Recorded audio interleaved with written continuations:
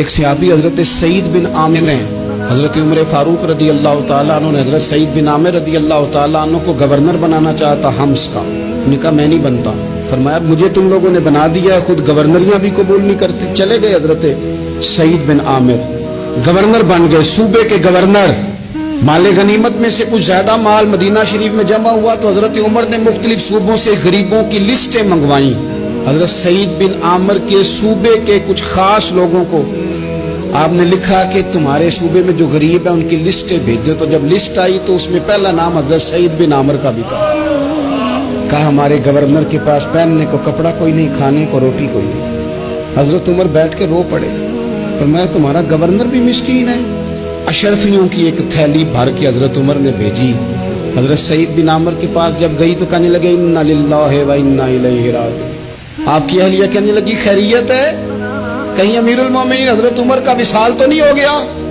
فرمانے لگے نہیں. تو فرمانے لگی کوئی آفت تو نہیں آ گئی؟ کہا نہیں. انا للہ کیوں پڑا؟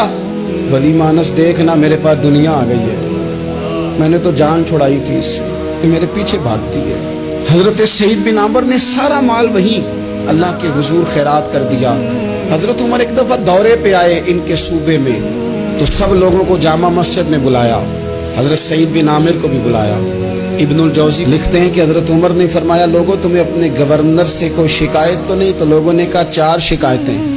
ایک تو ہمارے گورنر صاحب جب شروع میں آئے تھے تو فجر کی نماز کے بعد ہی آ کے لوگوں کے بیچ بیٹھ جاتے تھے. اب اشراق چاشت کے وقت آتے ہیں، سورج پورا طلوع ہو جاتا ہے تو حضرت سعید بن عامر رضی اللہ عنہ آتے ہیں. اور دوسری شکایت یہ ہے کہ صرف دن میں ملتے ہیں، رات کو ملتے ہی نہیں. اور تیسری شکایت یہ ہے کہ ہفتے میں ایک پورا دن ہوتا ہے ملاقات ہی نہیں کرتے. اور چوتھی شکایت یہ ہے کہ کبھی کبھی بیٹھے بیٹھے رونے لگتے اور بے ہوش ہی ہو جاتے ہیں. آپ نے ایسا شخص گورنر بنا دیا جو دیوانہ ہے. حضرت عمر نے بلا لیا، قریب بیٹھے تھے، کہا دے سوالوں کے جواب. گردن جھکی ہوئی ہے.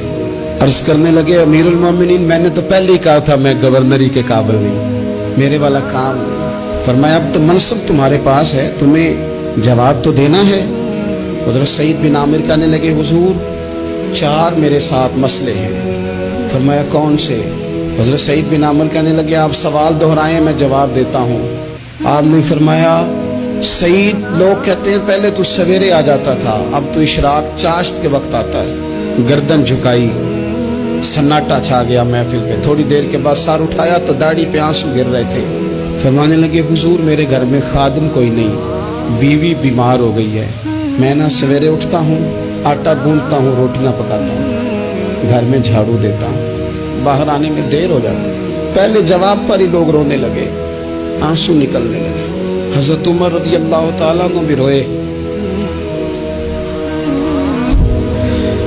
پھر فرمایا کہ سعید تو دن کو ملتا ہے تو رات کو کیوں نہیں ملتا؟ اپنی داڑھی پکڑ لی. کہنے لگے عمر ساری سفید ہو گئی ہے، اب تو لگتا ہے پھل پک گیا ہے، پتہ نہیں وہ کب مجھے کہے گا واپس آ جا.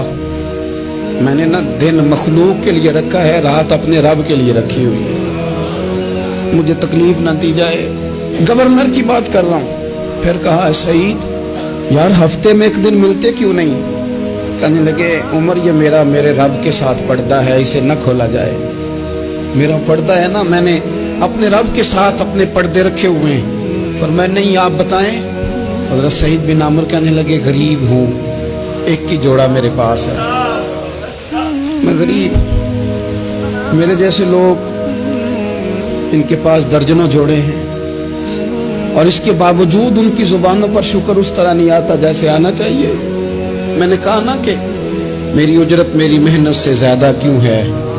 میرے محسن تیرے احسان سے ڈر لگتا. حضرت سعید بن عامر کہنے لگے ایک جوڑا ہے، ہفتے میں ایک دن دھو کے خشک ہونے کو ڈال لیتا ہوں، پھر بیوی کے کپڑے پہن کے بیٹھا رہتا ہوں. کس طرح گھر سے باہر نکلوں؟ میرا پردہ تھا. میں اپنی غریبیاں لوگوں کے سامنے نہیں رکھنا چاہتا، میں جانوں میرا رب جانے، میں راضی ہوں نا اس کی رضا پہ.